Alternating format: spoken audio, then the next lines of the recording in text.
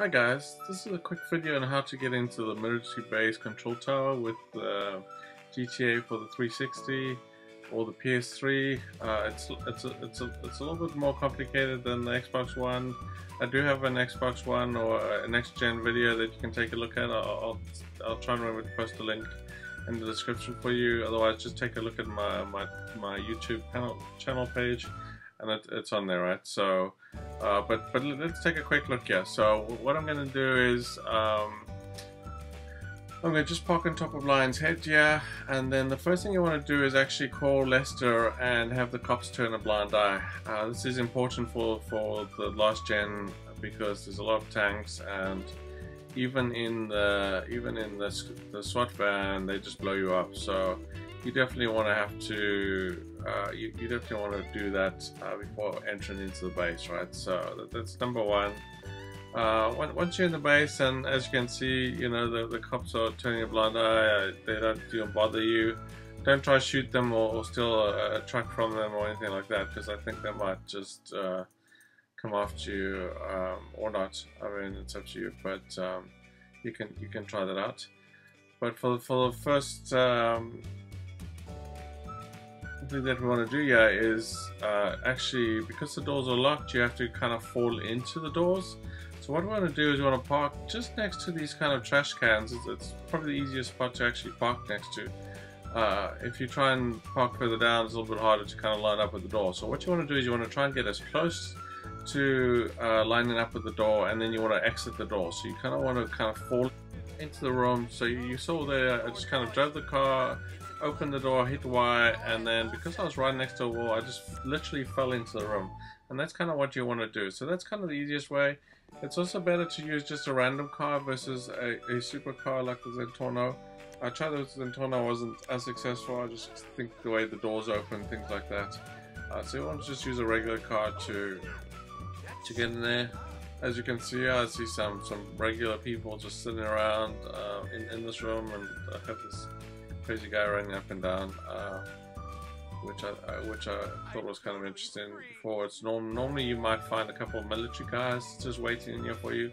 So if you do actually come in here, just have your gun ready, and if they are waiting for you, you can just shoot them, right?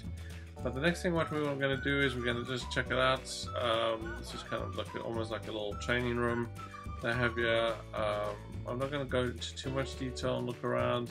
Take a look at my next gen video. I talk a little bit more about this stuff. But take a look, you can look into different rooms. There's an elevator you can walk into, but you can't actually go up or down, unfortunately. But you can actually go in and the doors close behind you, type of thing. Yeah, can't do much with the elevator as such. And then the next thing we're going to do is just head upstairs to the 7th floor. That's where the first room is. Just kind of be on a lookout for some military guys. Typically they would show up on the 6th floor. So as you get up, I haven't seen them lower than the 6th floor, so you're probably pretty safe until you get to the 6th floor. So when we get to kind of the 6th floor, or just before the 6th floor, you kind of want to just turn around and look up. And if he's kind of sitting there, then you want to take him out. So as we get to the 6th floor, and there he is, he's standing right there, so you want to quickly shoot him.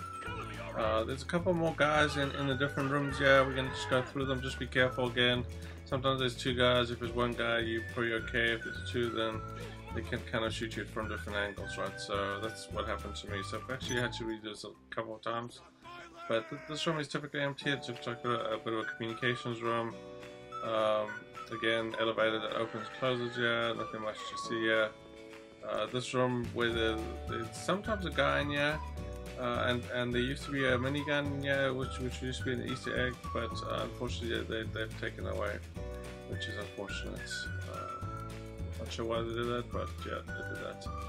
But it's still fun to come up in the tower and take a look around. And then we're going to go up to the top floor, and this is where I want to be a bit more careful because there's normally a couple of guys up there. So just kind of slowly go up here. If you see a guy, take him out, and then kind of just back up a little bit. Just take this guy. And the second guy, which I took out, as you saw there, took me out. So yeah, so once you've done that, you're up here and you can kind of look around. You can kind of shoot. You can actually snipe through these windows. you know, if you do have some friends or some other players down the line, you can actually snipe from here.